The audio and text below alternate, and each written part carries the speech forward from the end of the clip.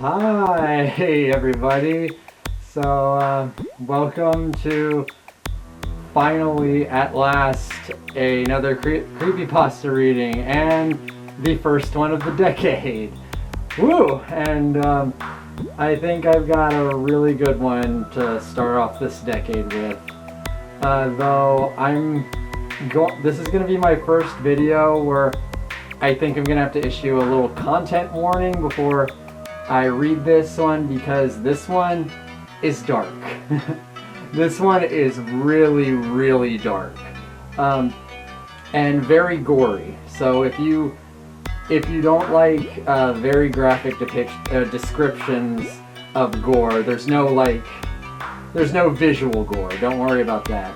But if you're really easily squeamish about graphic descriptions of gore, you might want to skip this video because this one has a lot. I generally tend to stay away from creepypastas like that because typically when it's in them, it's just done for shock value, and there's not really a whole lot of point to it other than, oh, they just put this in to try and be edgy and shocking. But this one, I think, does it right.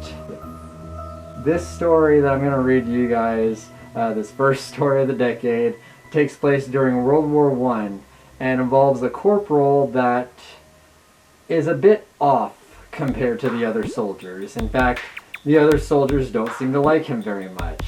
One day when they're scouting out the enemy trenches, they find something in one of the trenches, and, well, you'll soon find out. Let's go ahead and read The Young Man. Nobody could like Corporal Lawrence. That's not to say that nobody tried, or that he was somehow unfriendly. Merely that he was one of those few that seemed to be wired differently. However, in the trenches of World War I, normalcy was but a relative term, and one that had minimal relation of life, such as it was. Lawrence fought, listened to orders, and didn't disrupt the other soldiers, and that was all that was required. So what if people felt increasingly uncomfortable around him? In a place where the flesh rotting off your bones while you were still alive was the baseline of concern, a little personality conflict ranked several levels below a paper cut. Lawrence, for his part, dealt with it as he always had. That is to say, remained totally unaware of the avoidance. The same way a man blind from birth cannot mourn the memory of color, Corporal Lawrence couldn't bemoan a lack of company. He was quiet, as he had nobody to talk to, and still, as he had nothing to do for long stretches of time. The enemy trench, less than a mile away, had gone silent for several days, letting boredom and nervousness sink in even more than normal, coupled with the unease that seemed to radiate off of Lawrence like heat waves. The worst part was that there was no distinct reason to dislike the corporal. He was a plain man, average height, average build, bland of voice and action. Nobody could recall him raising his voice in joy or anger. He did have the occasional odd mannerisms, however. He tended to stare a beat or two longer than was acceptable at people. He rarely slept as well, and bunkmates said he would mumble in his sleep, almost constantly. The content of those nocturnal ramblings, when they could be understood, were often odd and potentially unsettling. One private moved to another barracks when he heard the name of his daughter pass Corporal Lawrence's lips, followed by a bubbling, muffled giggle. It was strongly theorized that he was sent over the trench by his commanders more out of a desire to have him away than for his minimal combat skill. He and 14 of his fellows were sent across the nightmarishly scarred waste of a no-man's land between the trenches to reconnoiter the enemy trench and secure it if possible. Many seemed to hope that Lawrence would have the opportunity to prove his devotion to his country by making the ultimate sacrifice for it. It was while he was gone, that 3-day gap, as the men held their breath, waiting for a surprise volley of shells, that someone started asking questions. Whereas before it was almost taboo to speak of Corporal Lawrence, since the departure of both him and his aura. Rumor seemed to descend with the passion of the denied. Nobody remembered him ever talking of home. No sweet-smelling letters came. No soggy, dirt-streaked letters left. He mentioned his dreams often, and griped sometimes with the men over missed foods or pleasures, but never with any real passion. Questions started to float among even the higher levels of the command. Nobody was able to actually find his station orders. He'd come in with a squad of reinforcements transferred from France, but there was no paperwork. The rest of the reinforcement squad had never seen the man before. He'd been lumped in with them the night before the trip, along with the snips and scraps of other squads decimated by the Germans. Whispers fluttered among the grunts of the corporal being a curse. Nearly every man who shared a bunkhouse with him had gotten trench foot, and the rooms he haunted always seemed to smell more musty and sickly sweet, even for the trench. The men sent over the no man's land with Corporal Lawrence heard and cared for none of this. Just another man among many, all with death certificates awaiting a stamp that could fall at any moment. They moved fast and low, from crater to crater, slipping over slick mud and barbed wire, the only thing that seemed to grow in that blasted waste. Charging the last spurt and into the trench, they were greeted not with the harsh bark of German orders and rifles, but a dense, close silence. Preparing for ambush, the men started to filter out into the tunnels and halls of the trench. The men, already nervous, were not calmed by their investigation. The trenches stank of mold, sweat, and a thin undertaste of rotten fruit. A vile, cloying slime seemed to have pooled in every divot and crack, sticky as glue and itchy on the flesh. In a world where rats and insects would try to snatch food from your mouth even as you ate, they saw nothing alive, not so much as a fly. An armory lay in chaos, munitions spilled on the ground, rifles tossed like pickup sticks. A mess hall had been reduced to ruins, the tables and chairs piled in the center of the room, charred and twisted, the rations seemingly stamped into the dirt by many feet. And still, nothing alive or dead was found by the increasingly anxious soldiers.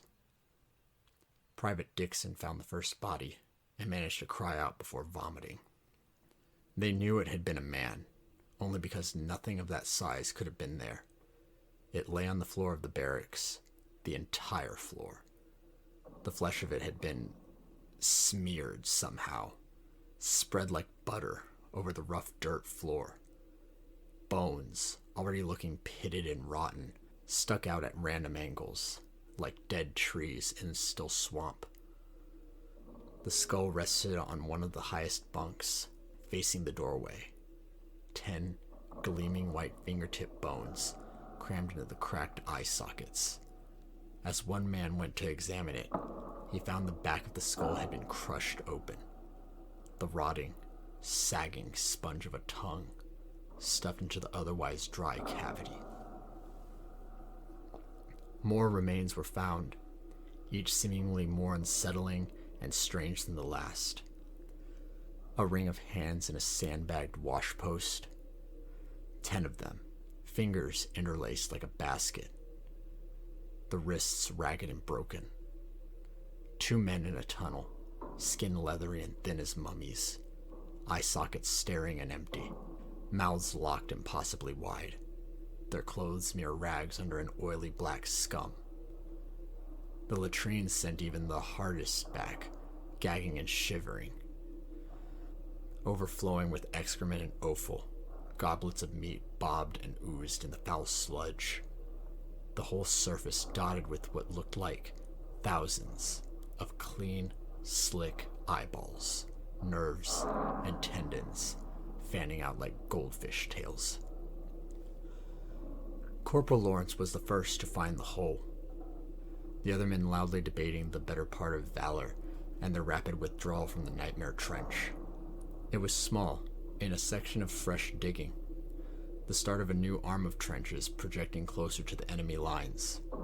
No more than 4 feet across, it seemed to be an accidental uncovering of a natural chamber, the empty blackness of it defying investigation.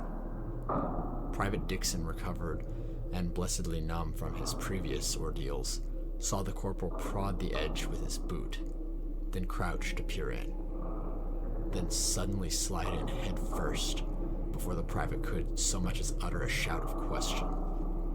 The private was a good soldier. He rushed to the perceived distress of his fellow.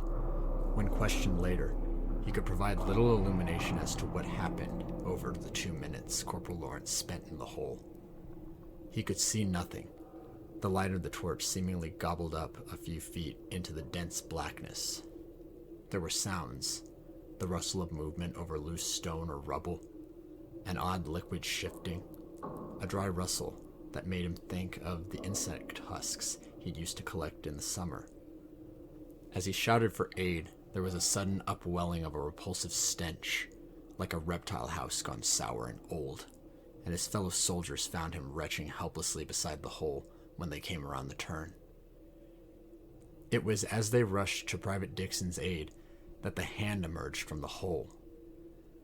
They stopped and raised rifles, as one man roaring for the owner of that pale, trembling hand to identify himself. As they watched, another hand joined the first, followed by the shivering, pale head of Corporal Lawrence. He was streaked and smeared with a tarry black ooze, hacking and coughing thinly as he hauled his body up beside that of the gasping private. As they moved to help the men, the corporal vomited up a heavy stream of the same repulsive slime that coated his body in smears and globs, his curled, shuddering body voiding more of it into his saturated, fouled pants. They were hesitant to touch him, finally doing so after the seemingly endless river of grime stopped pouring from him. He was insensible, eyes rolling and wide, body as limp as a boned fish. The men quit the trench with all speed, half dragging the corporal. They ran with no thought to cover or death, only escape. They crossed in record time, falling into their home trench like so much cordwood, gasping and shivering. One man known to have bludgeoned a German to death with a brick curled on the floor in a sobbing heap. The commanders moved quickly, isolating the men and trying to calm the most lucid for a report. What spilled out would have been immediately dismissed as lies and hallucination, were it not for the earnest, pleading stares of those reporting. Command calmed them with explanations of battle fatigue and strange gas weapon tests, and shared silent, focused stares as the cowed men were ushered out. Corporal Lawrence had little to report. Of his time in the hole, he could, or would, say little. He stated that he had slipped and fallen into what may have been some long-blocked underground pool, or perhaps a buried latrine. Of the sounds and smells reported by the private, he had nothing to say, only that he had struggled a short time, then managed to get back out just as the men arrived. Truly, he seemed none worse for wear. In fact, he seemed in better spirits than many had ever remembered him, favoring the commanders with a wide, giddy smile as he was dismissed with a warning not to discuss the events. The corporal proved a changed man over the next few days. He was more talkative, but quickly had men wishing for his old unsettling silence. He rambled about the joys of closed spaces, of creation and destruction that seemed to spring up all around them, about human pleasures missed, the dimensions and ages of which made some men threaten Corporal Lawrence with a quiet, ignoble death, which only seemed to stretch the near constant smile on his face even wider. Private Dixon, one of the corporal's bunkmates, whispered to a friend that he had woken up to find the corporal standing over him in the night, his eyes as bright and flat as silver dollars. They found the private the next day, snarled in the barbed wire, his intestines spread out nearly 10 feet around him, in every direction. Not one man from that trench survived the Great War, although few died in battle. A wave of sickness took the trench a few days after Private Dixon's death. A strange wasting sickness. It seemed to eat the flesh like acid. Men waking to find previously healthy flesh eaten down to the bone, oozing and blackened. A sergeant was found in a latrine, beset by a living carpet of rats. They refused to quit the body, even when shot, and attacked several men before the body was recovered. Relief finally came, the bulk of the men being sent to various hospitals, many wasting away before they ever reached a bed. Corporal Lawrence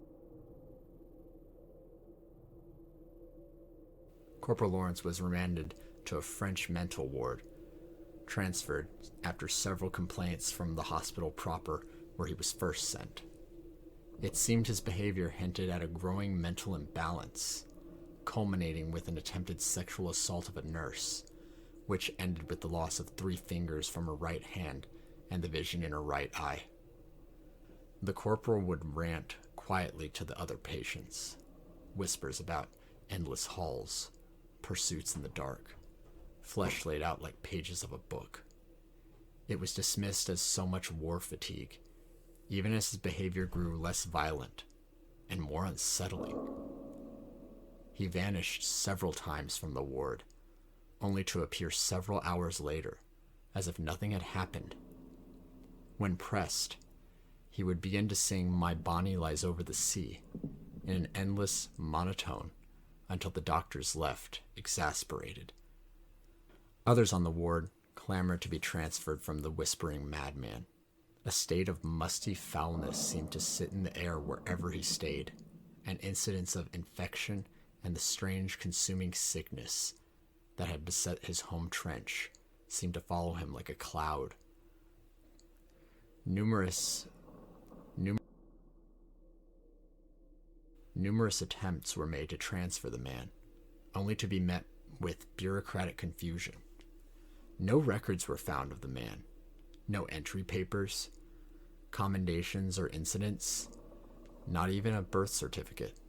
Through it all he sat, for hours on end, cross-legged on his bed, occasionally humming tunelessly or rambling off names of his wardmates between short, bubbling giggles. Corporal Lawrence and 18 men vanished one November night between a 5-minute nurse rotation at 3 a.m. The room reeked of rust, oil, mold, and sweet rot. Thick, black swaths of crumbling ooze coated the beds and several of the walls, wide patches of it smearing and eating into the floor. Of the men, there was no sign, at first. As they searched, one nurse shifted a bed aside, only to shriek and nearly trip across one of the sunken, reeking depressions on the floor. In a tight, perfect spiral were what appeared to be hundreds of teeth, resting neatly on the floor. After counting, they accounted for the total of all the teeth of every living soul in that ward, but one. The corporal was never found, nor were the men. The incident was swallowed by the constant barrage of horrors from the front and forgotten with ease. Stories of a cursed trench wandered across the front lines, often squelched for being bad luck. Still they came, stories of strange deaths, of disappearing men, found days later, alive but broken and twisted beyond comprehension. Stories of a strange, dark figure stalking the bomb-riddled towns of Europe. This may be the only known image of Corporal Lawrence ever recorded, taken several days after his return from the hole in the German trench.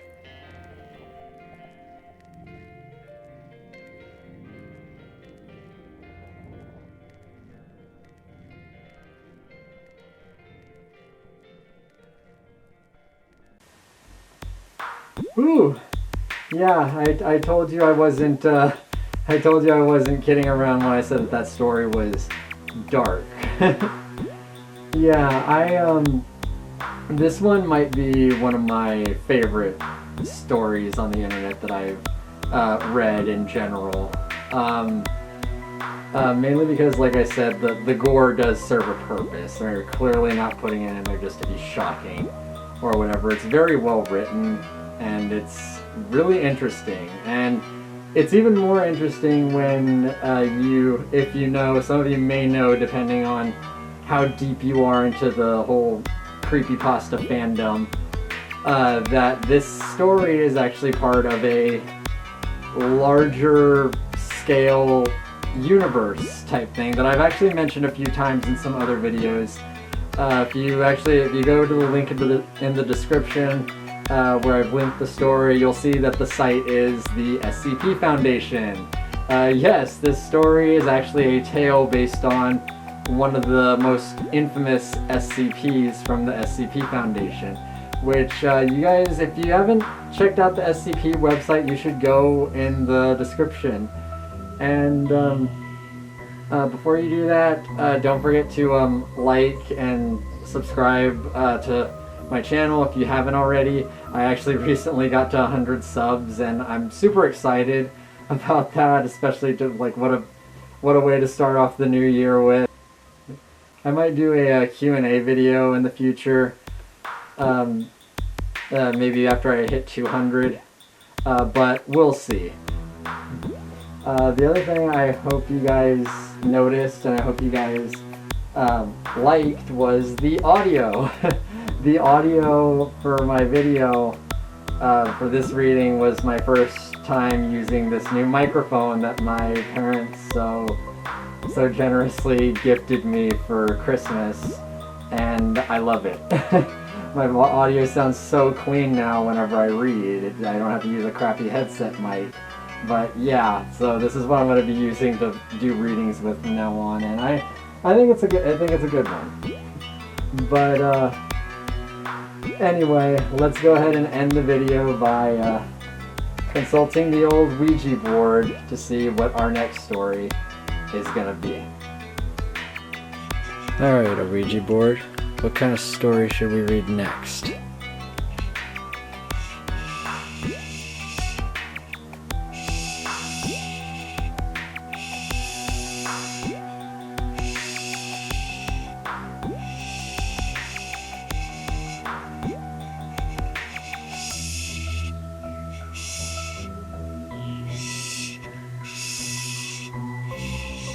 Photograph. Huh.